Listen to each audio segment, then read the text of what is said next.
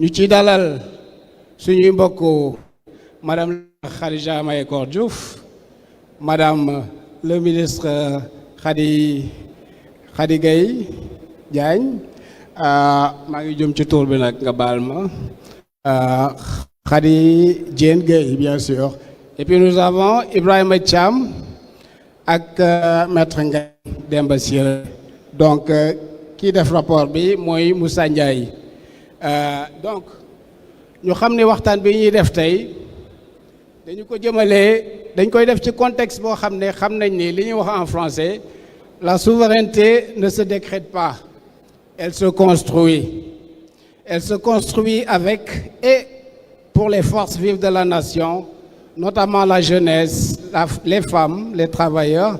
les éducateurs, les sportifs, les migrants et autres franges de la société sénégalaise. Ñooñu nag ñoom la ñuy wax le bloc populaire, sans lequel aucune transformation historique n'est durable. Donc ci panel bi dinañ jéem a xool ci yan anam la ñuy organiser loolu ñuy wax le bloc populaire, nan lañ koy mobiliser, mais surtout nan lañ koy protéger, ce qui est très important, parce que loolu mooy mën a tax ñun ñu jëriñ le projet de souveraineté bi nga xam ne Pastef moom la porté. Donc buñ ci jógee dinañu proposer benn stratégie cohérente d'organisation, d'émancipation et de sécurisation des forces populaires pour faire de la souveraineté une réalité vécue et non simplement un slogan. Donc sans plus tarder dañuy jox parole bi suñu mbokk bi ñuy wax Ngagne Demba Touré nga xam ne moom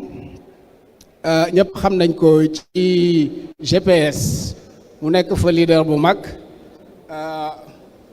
am lu bari lu mu def ci wàllum droit. Donc ñu koy laaj rek ci lu gaaw a gaaw lan la ñu mën a wax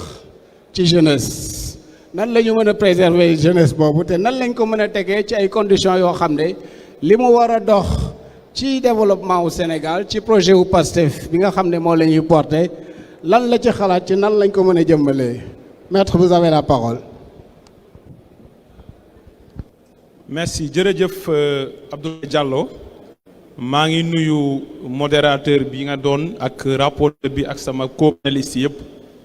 di nuyu kilifa yi fi teew yëpp, di wax ni bu ñu waree wax ci lan mooy contribution wu jeune bi ci projet de transformation bi nga xam ne moom la Pastef porté, parce que suñu président Ousmane Sonko dafa yàgg wax di rappeler ne Pastef judduwul ci ambition boo xam ne dafa jug pour conquérir le pouvoir dans une logique jouissive, maanaam jug pour noos ak nguuru. Pastef dafa jot ci pouvoir pour conduire un changement véritable, muy révolution systémique. ci loolu nag dañuy wax ne lan moo tax ñu war a intéressé wu ci contribution wu jeunesse bi. ñett moo tax bi si jiitu mooy dañu nekk ci dëkk boo xam ne jeunesse bi ñooy la frange majoritaire, te loolu souvent su ma koy wax damay fàttali ñetti statistiques comme ay indicateurs. bi ci jiitu mooy bu ñu jëlee population wu Sénégal 76% yi ils ont moins de 35 ans, maanaam ñeent ñoo jël, ñetti ñi ëpp ñu wala boog matalaguñu fanweeri at ak juróom. ñaareelu indicateur statistique mooy ñi ëpp ci population bi 51% wala ñaar ñoo jël kenn avant la am. ci tegu mooy 39% de cette population à 15 ans, maanaam fukk yoo jël ñeent ñi fukki at ak juróom nañu am. loolu li muy wundu nag mooy amul benn action politique ou sociale, moo xam organisation politique comme parti moo koy def wala état moo koy def comme politique publique bu ñu mën a conduire mu efficace wala mu am appropriation populaire wala mu am sax légitimité lu dul ne dañoo impliquer jeunesse bi dans toutes les phases de cette action politique et sociale. ñaareelu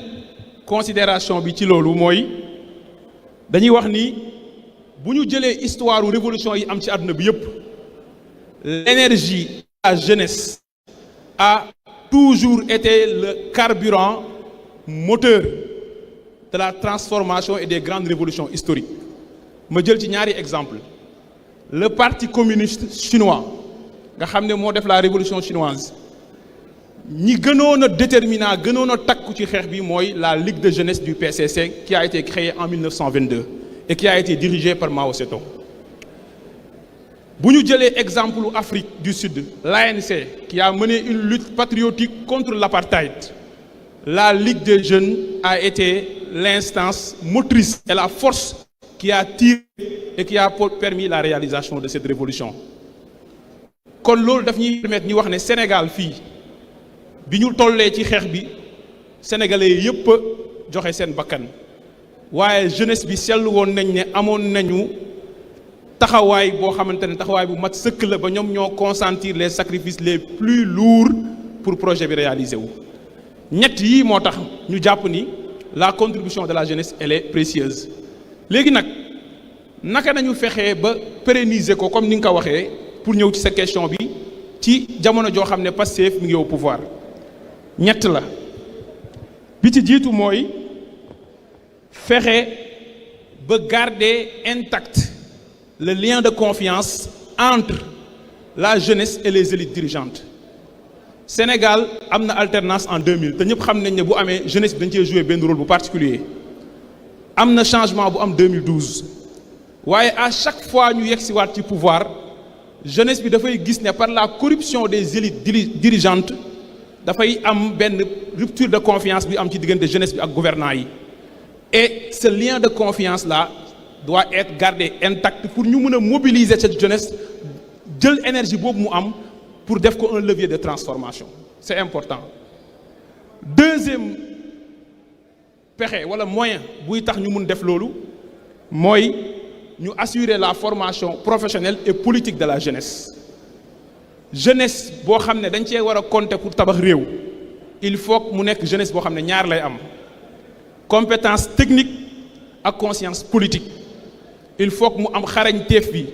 waaye il faut que ñu former ko pour mu am conscience politique ba xam-xam boobu mu am mu xam ne daf ko war a jëriñee réewam pas mu jëriñoo réewam. bu mujj bi tama ci daaneel nag mooy fexe ba jeunesse boobu ñu garantir ko la pleine participation active à toutes les instances de décision mooy ce qui se fait sans toi est fait contre toi. kon bu ñu bëggee jeunesse bi contribuer il faut que jeunesse bi nekk dans toutes les instances de décision et c'est ce qui est en train de se faire aujourd'hui dans ce pays muy ci parti bi muy ci état bi et loolu mooy permettre ñu ànd ensemble changer réew mi ñàkk suñu révolution garder constance ak fidélité ci suñu idéaux patriotique loolu laa ci bëggoon a wax asalaamaaleykum wa rahmatullah. Merci beaucoup maître Ngagne Demba Touré. wane nga importance su jeunesse mais wane nga aussi ni sénégalais war a inspiré woo ci jeunesse yi fépp fu ñu ne ci àddina bi ak la ñu def ci liggéey bi mën a indi changement wane nga aussi ci yan conditions dañu war a préserver boobu jeunesse donc sans plus tarder nous allons inviter notre très cher ministre Khady Diène Gaye pour que moom aussi mu jox ñu intervention.